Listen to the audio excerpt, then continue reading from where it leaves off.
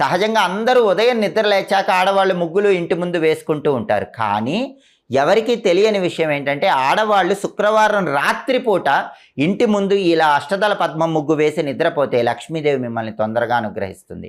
అలాగే ప్రతి పౌర్ణమికి లక్ష్మీదేవి భూలోక సంచారం చేయటానికి వస్తుంది. కాబట్టి పౌర్ణమి రోజు రాత్రి సమయంలో మీ ఇంటి ముందు ముగ్గు ఉండేలాగా చూసుకోండి.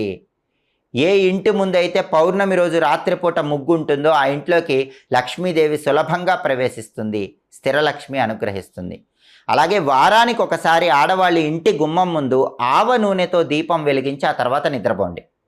రాత్రి నిద్రపోయే ముందు గుమ్మం బయట ప్రమిదలో ఆవ నూనె పోసి దీపం పెట్టి ఆ తర్వాత నిద్రపోతే ఇంట్లో ఉన్న నెగిటివ్ ఎనర్జీ మొత్తం తొలగిపోతుంది, లక్ష్మీ కటాక్షం సంపూర్ణంగా కలుగుతుంది. అలాగే ఆడవాళ్ళు తప్పకుండా పూజ గదిలో రాత్రి నిద్రపోయే ముందు ఒక విధి విధానం పాటించాలి. ఆ రోజు పూజ చేసిన పూలుంటే కనుక వాటిని మొత్తం కూడా చక్కగా